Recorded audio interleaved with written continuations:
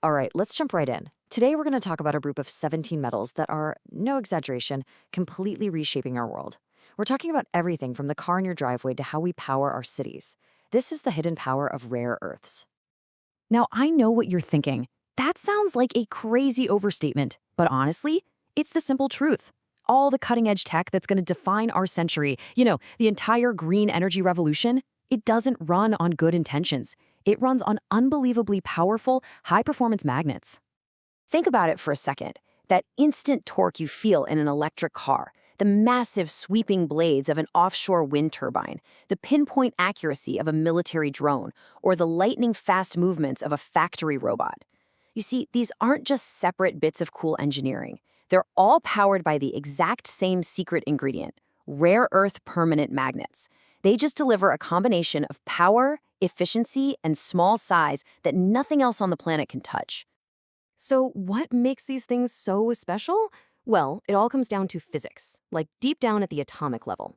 These elements have this really unique electron structure. It's called the 4F shell, that basically makes them behave like super powerful, incredibly stable, microscopic compass needles.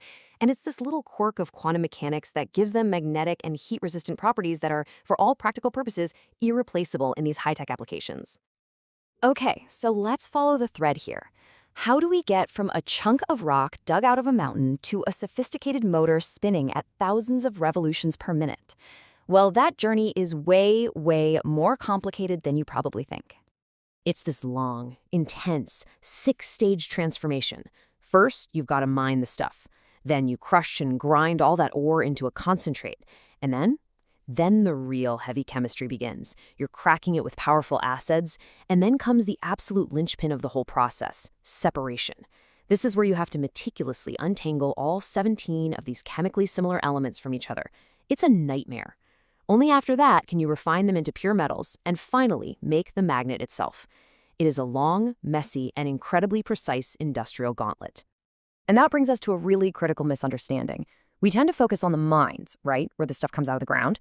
But the truth is, mining is actually the lowest value, least important part of this whole chain.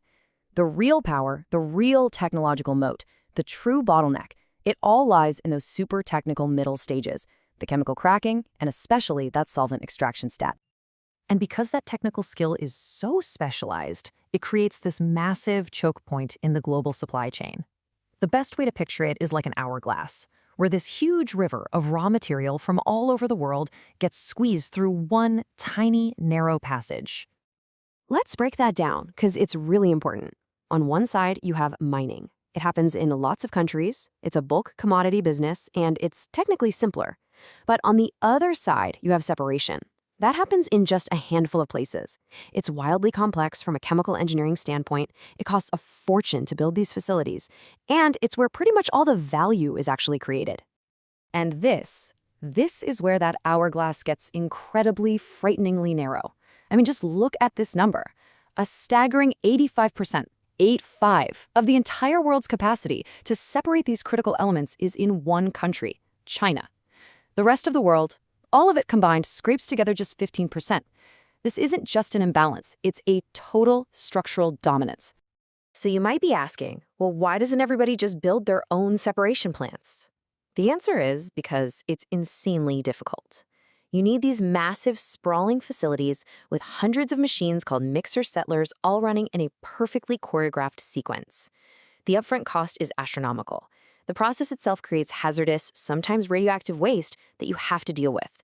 And maybe most importantly, it requires this deep institutional know-how, what engineers call tacit knowledge. It's like being a master chef. I can give you the recipe, but you can't learn the feel for it from a book. That's the kind of expertise that's been built up over decades, and you just can't buy it off the shelf. So, what happens when this highly concentrated, incredibly delicate supply chain gets squeezed? Well, the effects are immediate, and they ripple through the entire global economy. The result of that 85% concentration is a supply chain with basically zero redundancy, no shock absorbers. It is extremely brittle. A single disruption, whether it's political, environmental, or just a shipping problem, doesn't just hit one company. It has the power to bring entire industries around the world to a grinding halt. And here's what that brittleness looks like in the real world, in dollars and cents. This chart shows the price for dysprosium, which is absolutely essential for high-temperature magnets. After a supply disruption, the price didn't just go up. It absolutely exploded by over 500%. These are not your normal, everyday market cycles. These are violent shocks driven by the fragility of the supply chain itself. And what kicks off these shocks? It could be anything. Geopolitical tensions that lead to export bans, a sudden environmental crackdown that shuts down a key processing facility. And here's the kicker. Because industries like defense and green energy absolutely have to have these materials, they're no good substitutes. Their demand is what economists call inelastic. They have to pay whatever the going rate is, which just pours gasoline on the fire of price volatility. So as you can imagine, this extreme vulnerability has kicked off a frantic global race. A race to build new, more dependable supply chains. A race to secure the essential ingredients for our future.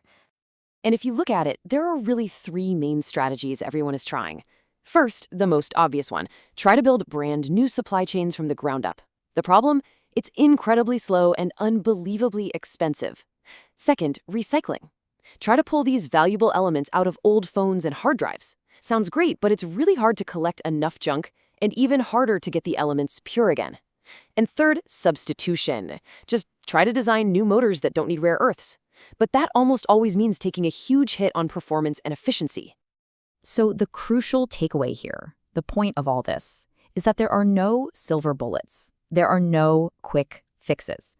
Every single one of these potential solutions, building, recycling, or substituting, is a monumental challenge. We're talking about rebuilding an entire, deeply complex, chemically intensive industrial ecosystem that took decades to put in place. This is a generational problem, not a short-term project. And that really leaves us with one final, massive question. Our entire green energy transition, our EVs, our wind turbines, our high-tech future, all of it is built on top of this incredibly fragile, dangerously concentrated supply chain.